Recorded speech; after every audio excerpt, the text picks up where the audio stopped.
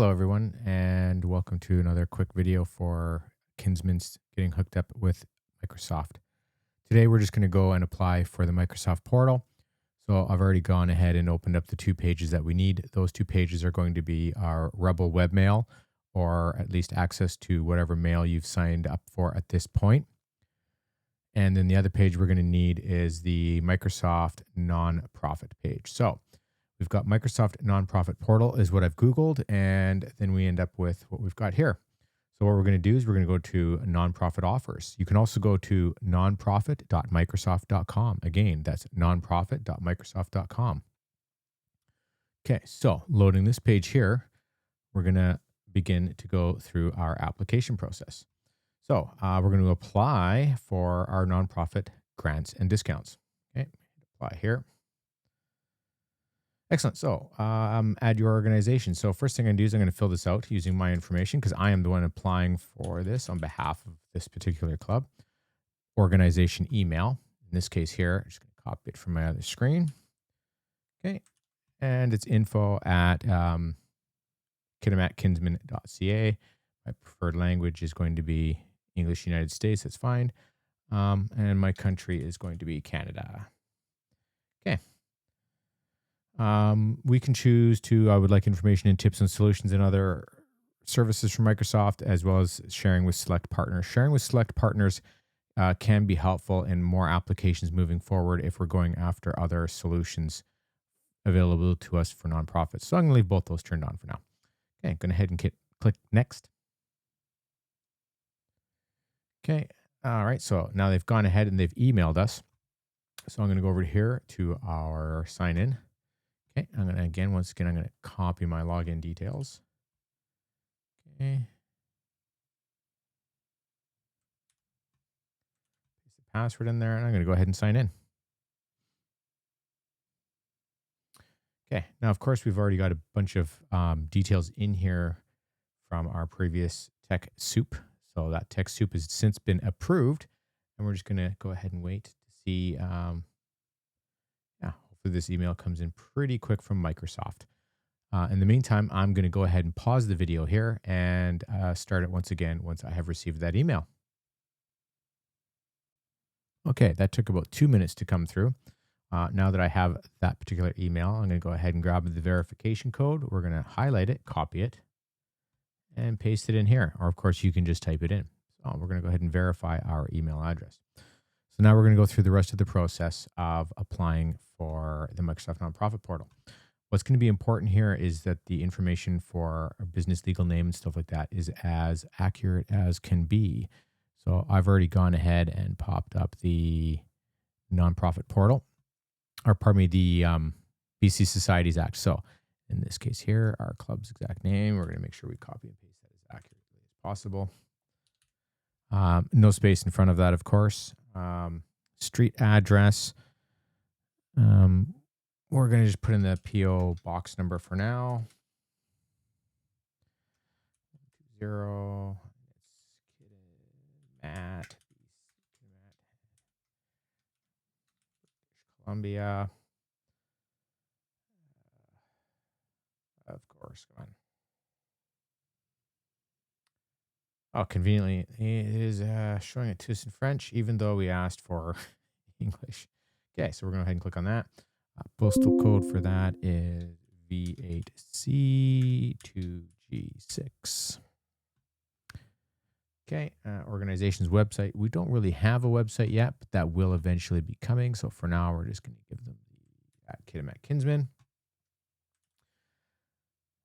Oh, they want the HTTP in front of that. I'm actually going to quickly double check and make sure that we don't have an active Facebook page for this.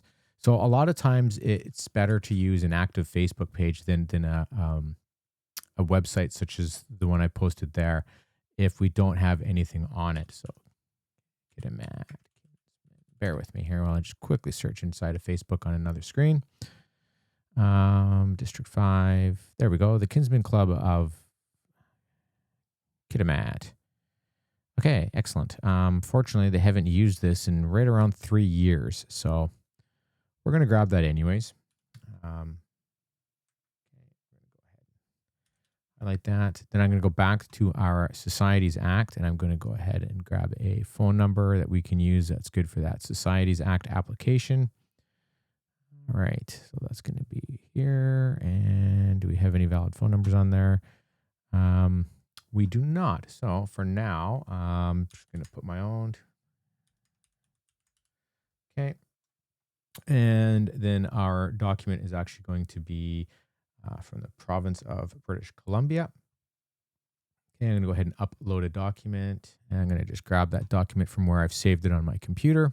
In my case here, I have saved that onto the Kinsman's. And I've saved it under Kitamat. There we are. Okay, we're going to open that. And then in this case, with that document being open, and it is going to have an S number on it. So it's going to be S0045020 in this case here. Okay, so again, just confirm that number is accurate, S0045020. Okay, so now what I'm going to do here is I'm going to go ahead and click I am not a robot. And we're going to hit next. Okay, when they're giving us a suggestion, we're going to go ahead and always accept the suggestion. So a lot of times it's going to look identical, but it does work out, and it is a lot easier if we pick the main, the very quick, the one that it is suggesting. Okay, continuing. Okay, so now what we're going to do here is we're going to create a base username. So this is going to be our first administrator or global administrator inside of Microsoft, which we can discuss further what that means moving forward. So in this case here, we're going to go admin, and then hopefully we can go Matt Kinsman.